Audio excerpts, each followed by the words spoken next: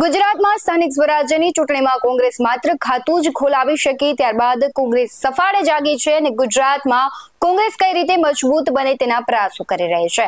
અમદાવાદ ખાતે કોંગ્રેસ અધિવેશન યોજ્યું હતું અને હવે દરેક શહેરમાં સંગઠન મજબૂત કરવા તે પ્રયાસ હાથ ધરી રહી છે. નમસ્કાર, આપની સાથે હું ભગવતી વિશાવડિયા. રાજકોટ ખાતે કોંગ્રેસ પક્ષ દ્વારા સંગઠનને લઈને કામગીરી હાથ ધરવામાં આવી હોવાનું સામે આવ્યું છે. આગામી 2 દિવસ સુધી શહેરના કાર્યકર્તાઓને તેમજ પદાધિકારીઓને સાંભળવામાં આવશે. સંગઠન જન અભિયાન અંતર્ગત કોંગ્રેસના રાષ્ટ્રીય નેતા તેમજ પ્રદેશ કક્ષાના 4 નેતાઓ સંગઠન લક્ષી કામગીરી કરશે, ત્યારે આગામી સમયમાં જે કોંગ્રેસનું સંગઠનનું માળખું છે તે જાહેર થવાનું છે. તેમાં યુવા અને નવા ચહેરાઓને સ્થાન મળે તેવા પ્રયત્નો હાથ ધરવામાં આવશે. પ્રથમ વખત કોંગ્રેસ વિવિધ ક્ષેત્રના અગ્રણીઓને સાંભળીને જુદા જુદા નામોની પેનલ બનાવી રાષ્ટ્રીય કોંગ્રેસને મોકલી આપશે, તેમજ ત્યાંથી પ્રમુખનું નામ પસંદગી કર્યા બાદ નામ જાહેર કરવામાં આવશે. અમદાવાદમાં કોંગ્રેસની વાયરલ થયેલી પત્રિકા મામલે પૂર્વ ધારાસભ્ય ઋત્વિક મકવાણાનું નિવેદન પણ સામે આવ્યું છે. ભારતીય જનતા પાર્ટીના જૂથવાદને તેમણે ખુલ્લો પાડ્યો હતો. શું કહી રહ્યા છે પૂર્વ ધારાસભ્ય ઋત્વિક મકવાણા તે પણ સાંભળીએ. અખિલ ભારતીય કોંગ્રેસ કમિટીની ગાઈડલાઈન મુજબ ગુજરાત રાજ્યની અંદર દરેક જિલ્લા માટે કોંગ્રેસનું સંગઠન નવેસરથી બનાવવા માટે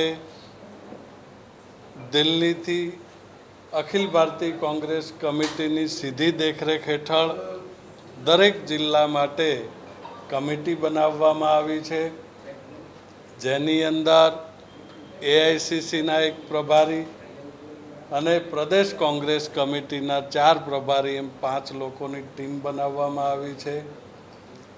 રાજ્યના દરેક જિલ્લા અને શહેરોની અંદર કાર્યકર્તાઓ પાસેથી અભિપ્રાય લઈ, સિવિલ સોસાયટી પાસેથી અભિપ્રાય લઈ, યુવાનોને, મહિલાઓને, એસસી, એસટી, ઓબીસી તમામ વર્ગને પૂરતું પ્રતિનિધિત્વ મળે એ પ્રમાણે નિયુક્તિ કરવા માટેની સંગઠન સૃજન નામનું અભિયાન શરૂ કરવામાં આવ્યું છે અને એના સંદર્ભે આજે પ્રદેશ કોંગ્રેસ કમિટી તરફથી ટીમ રાજકોટ શહેર ખાતે આવી છે અને આજથી 2 દિવસ માટે શહેરના તમામ કાર્યકર્તાઓને અને પદાધિકારીઓને કમિટી સાંભળશે.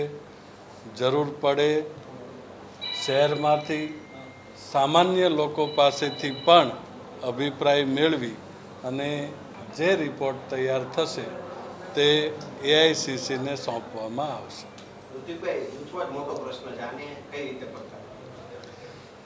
જૂથવાદ છે રાજકીય પાર્ટીઓ માટે સામાન્ય પ્રશ્ન છે.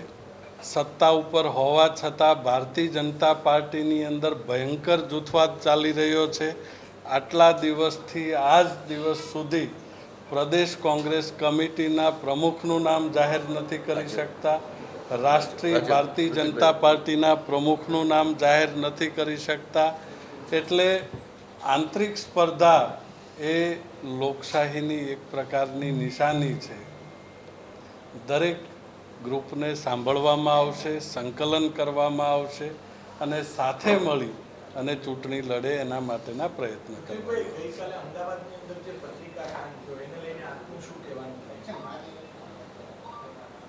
પત્રિકાકાંડ મોટા ભાગે ભારતીય જનતા પાર્ટીમાં પણ આવી ઘટના બનેલી છે.